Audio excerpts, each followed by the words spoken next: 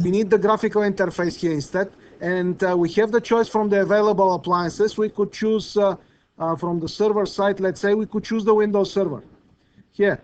But I'm telling you guys, it's a little bit tricky and it's very slow to go and download all of this from internet, and connecting from the with this configuration which I use with the NAT, connecting to the local machine is very tough. That's why we've chosen instead to create on the VirtualBox our server 2016. So I created here in the sources.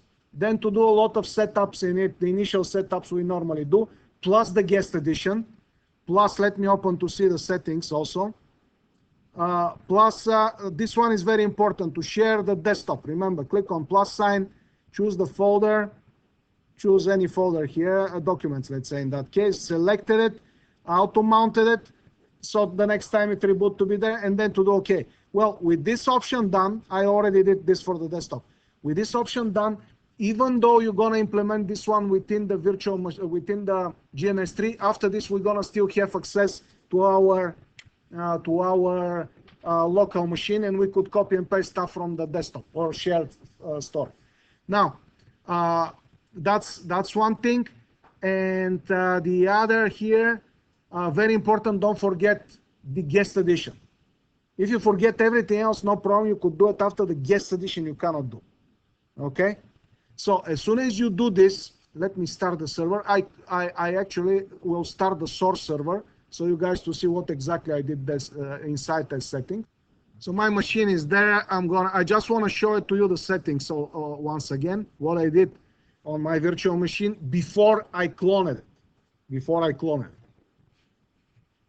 I put my password, which is a standard one.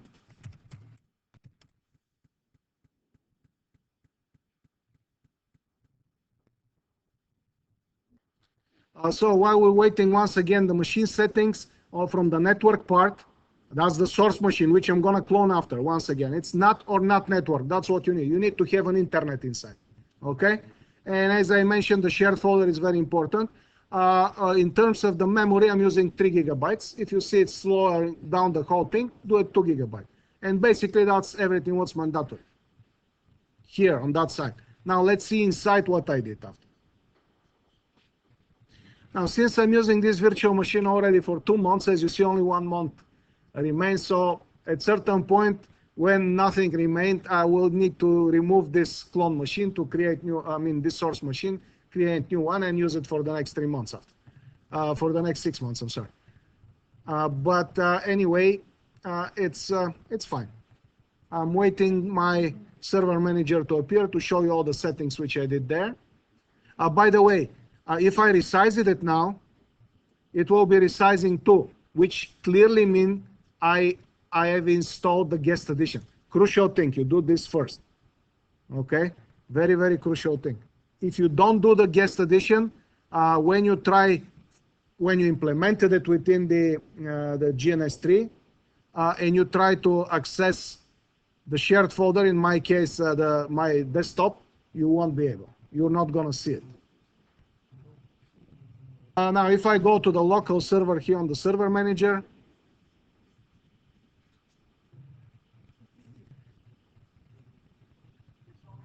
the name, you could use whatever you want. Use something short. Don't forget, when you change the name, you need to do reboot. So basically, change the name at the end of the thing and reboot together with the guest edition. So both things to be done. It's an important way to have internet. Okay.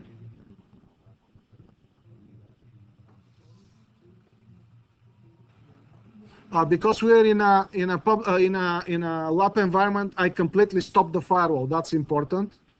I enabled the remote desktop, so if I would like to access it remotely, well, it's available. The Ethernet is assigned by DHCP. Well, I have two Ethernet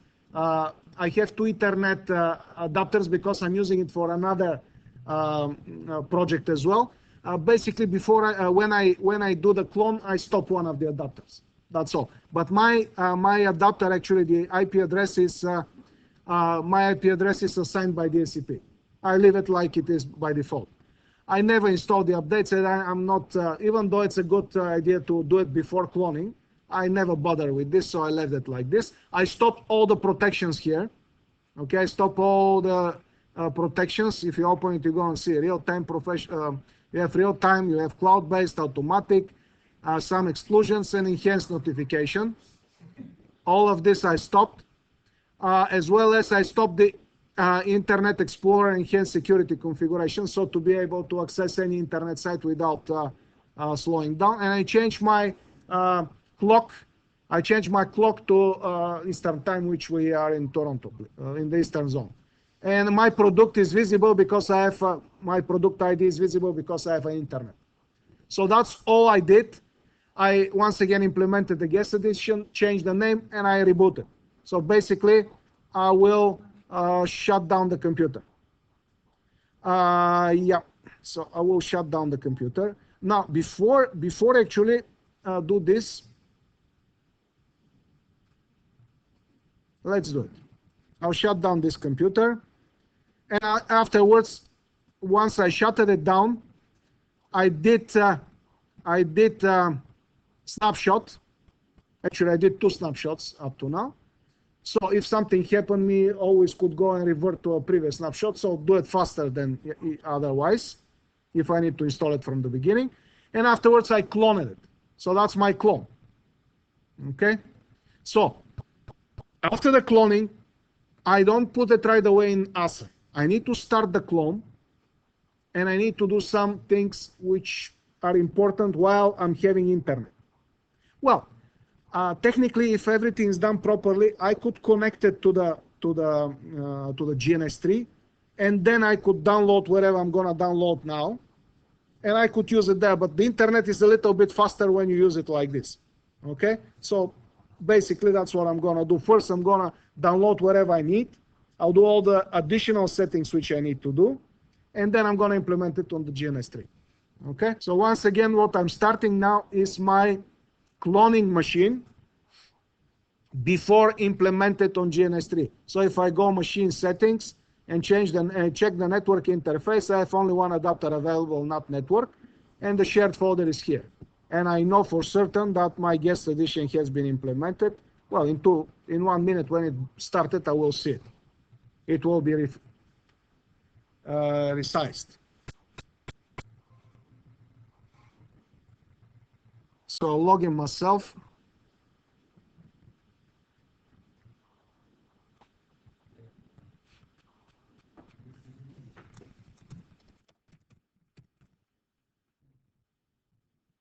Now, while I'm downloading, actually what I did, I copied the whole folder 210-260 home lab files. I copied to my desktop.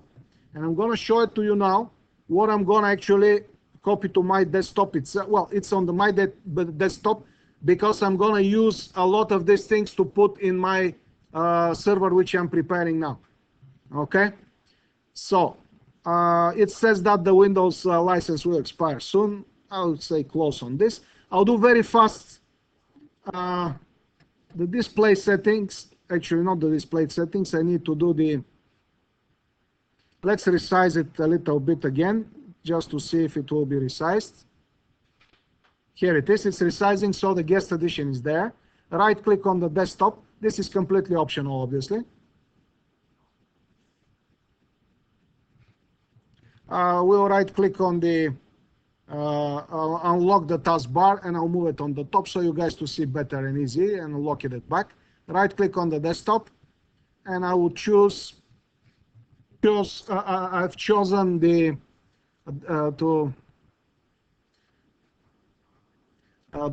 personalize.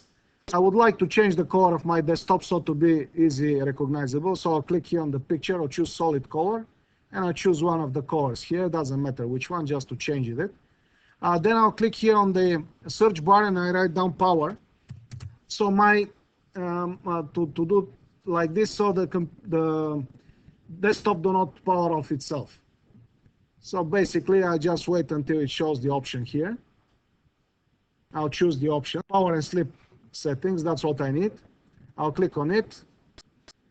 And now I'm gonna say here on battery power, I say never. I don't want the you know, the screen to be shut it down, and the same for when it's on the normal power. I'll close this and I'm done with this. Now I need several, as I mentioned, I need several folders here and several files. So I'll open the file manager and I will navigate to the network location. And if it's properly done, meaning if you did it, the desktop, if you connected the desktop, plus if you did the guest edition, when you click on vbox SVR, you're going to see the desktop. And if you click on it, I'm going to see actually everything what I have on the desktop of my real machine. And actually, when I open the 210.260 home lab files, I could access everything what I need. So what I need from here, well, it's not necessarily to do anything from here. I could even install it from here. Now, first thing I need to do is to click on 01. That's a picture, and I need to follow what the picture says. So I'll open the Internet Explorer. Now we're using server because in the next some of the next features we need to be able to implement the active. In the next lectures we need to implement some active domain. We need to implement the role of radio server and so on and so forth. So that's why I'm using a server version. Normally I would use Windows 10 otherwise for a client. Okay, so I'm opening the browser. And I just wait a little bit the browser to start. I could open on the full screen, and actually will be much better, easy to work with, and I could resize the thing. You see how easy it is now to work like that. Here's the picture which I just downloaded. While my browser is opening, actually I could increase the picture a little bit, and let's see if there is. Oh, there is. We could copy whatever they show us here. Okay. So basically, for this one to implement, I would click on the. No, I cannot. I need to write it down. So I need to go actually to the site which does this. I'm just still waiting my browser to open. And while I'm waiting, I could click on the start button. I will choose the CMD. Now, the programs which I need to work with is the ASDN launcher, which is the ASDN graphical interface of ASA. And I have the Cisco Configuration Pro, the graphical interface to work with the Cisco equipment. Most of the function, well, not most of the function, but some of the important functions there. And basically what I need here is I need Java installed, which I don't have at the moment, and Adobe Flash installed. Okay, so I have the graphical interface. Now what I need to do is to write down here, so to see whatever I'm seeing on the picture, to do server 2016 install Adobe Flash, and I'll say DISM, which is the program which I'm going to use, and it will show me most probably what I'm seeing on the picture, and I'm going to be able to copy and paste all of this. It's very long, right? That's why I want to go to the site. Here it is. How to install Adobe Flash Player. I'll click on this one. Most probably that's the one. That's the one. I'm just going to copy all of this on the top and the second line as well. Here it is. I'll mark it, right click and copy it. Then I'll open my CMD.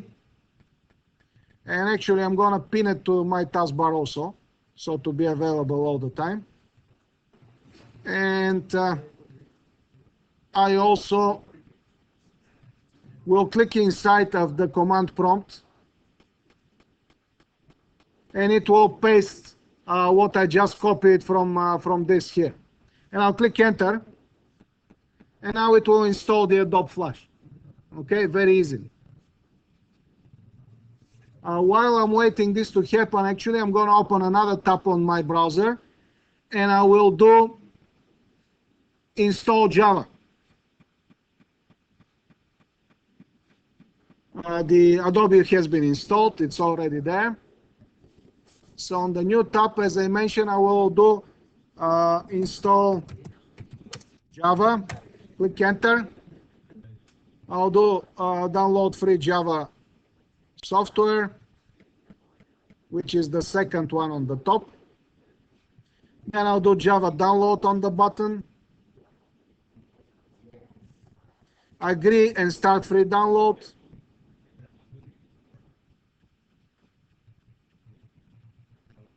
Once again, I need these two pieces of software, so the other software which I'm going to install to work. I'm going to save this in my desktop. I would save it on my desktop. I'll do save as, and I say on the desktop. And here it is. I'll click twice, and I will start the installation of Java.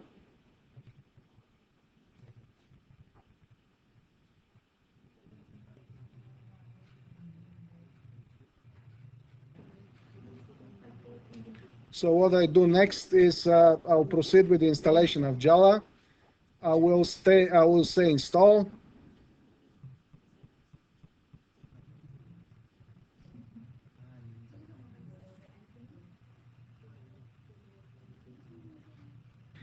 While I'm waiting, I will put in my folder 210-260 home lab files, which I copied to my desktop, so me to be able to see it from the virtual machine also.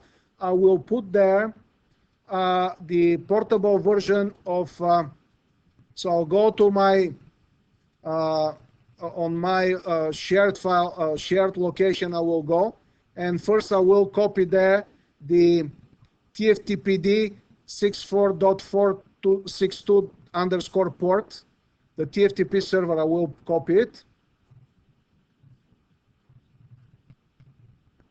and I'll put it on my desktop wherever I created this. I copied this same folder because I'm gonna need this one, as well as I'm gonna go and find out where exactly I have a portable version of PuTTY. So let's see, and I'll copy it as well because I would need it. If I don't find one, I always could copy the vboxs. Then it's just bigger. That's why I don't want to use it.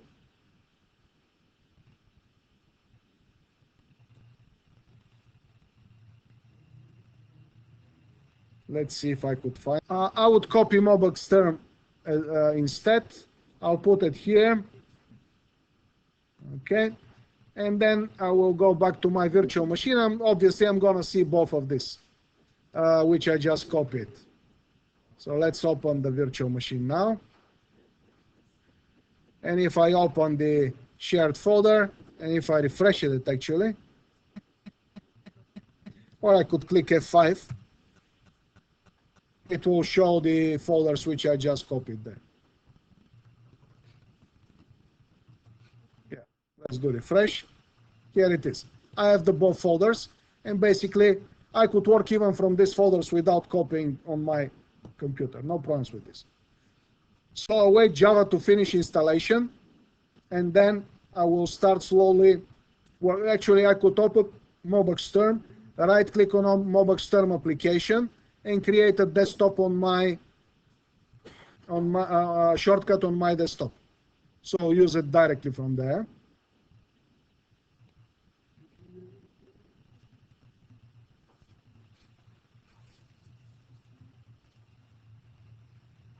So Java has been installed. So I'll say send to the desktop, so it will come to my desktop here. Then the next thing what I'm going to do, I will do the same for the TFTP server. So basically,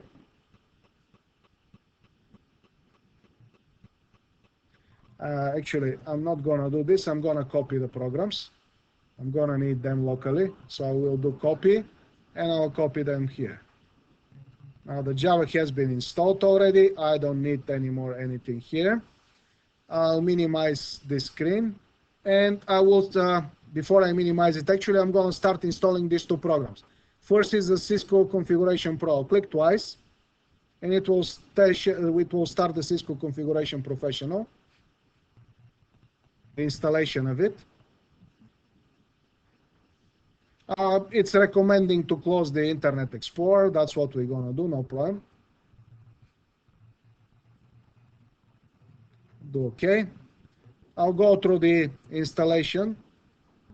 It's basically next install.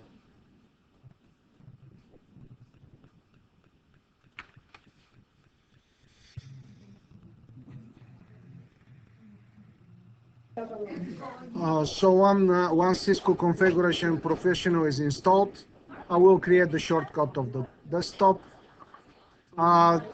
That's why we did all the installation before. The plugin is there, and Adobe Flash is there. And we'll do next. And I could run it just to test if it will work.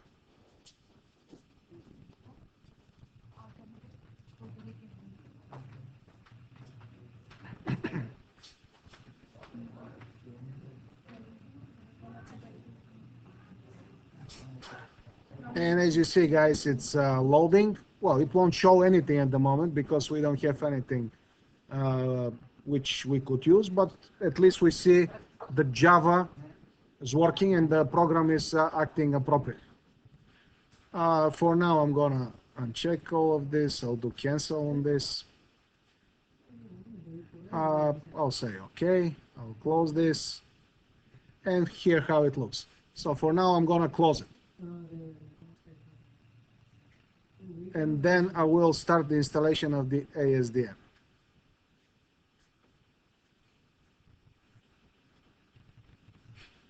So the next, install, finish. And if I would like to check it, okay, here it is. Now I cannot check it at the moment because I don't know the IP address of my asset, but as you see, it's working, so I'm gonna close it. And basically, I'm done with the installation of the virtual machine. And now I could integrate it into the gns3. So shut it down first.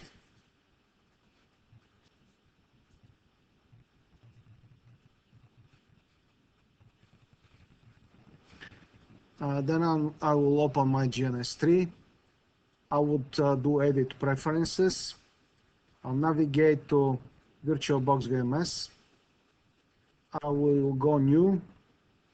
I will say next here, and from the VM list, I will choose the last one, which is the MS Server 2016 NASA. I'll do finish and do edit. We'll go, well, actually I could change the symbol here. Okay, we'll go to the server symbol and I'll choose it.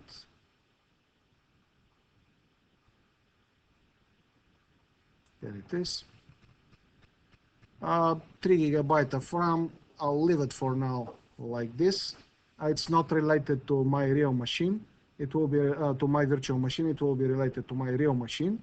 So we'll see how it works. It's an end device. That's good. On the network, we need to choose allow gns3 to use any configured VirtualBox interface. And I'll call OK on this. OK again. And now I'm gonna see it. When I go to my installed appliances, I would see it. I could really easily now implement it. Now, don't forget, do not forget, if you need to install, if you need a second one, you need to create second clone on the VirtualBox first. You need a second clone. You cannot drag and drop second one now. It won't allow you. Okay, it doesn't allow doing this. So I could connect this to the switch. Okay, and I could start it. Right click and do start. Now, when I start it, I don't need to go right click and go console because it will be started from the VirtualBox. So I'm expecting, here it is, it's starting automatically. Okay, so that's what I need to do. Now, just to show you guys, when I go to settings and navigate to network, it's not anymore NAT network as it was. Now it's a generic driver. That's why we use cloning to implement within the gns3. if we would like to use this clone back in VirtualBox, we won't be able. Okay, it's wasted already. So it will be used only in GNS3. So that's why we create a clone. One of the reasons we did. I would like to check also if I'm gonna be having connectivity from my desktop, and with this I will finish the installation.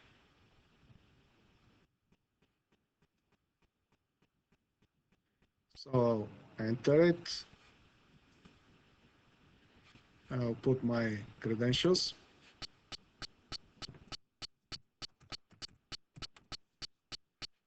So as soon as the server manager starts, I will go and open my file manager, and I will check if I would have still access to my desktop. Here it is.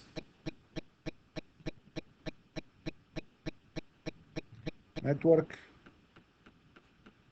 vbox SRV, desktop, and here are all the files. That's what I wanted to have.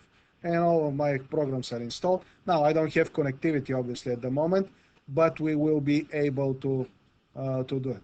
And the last thing before I stop, notice the server is on my real machine now. It's not on the GNS3 VM.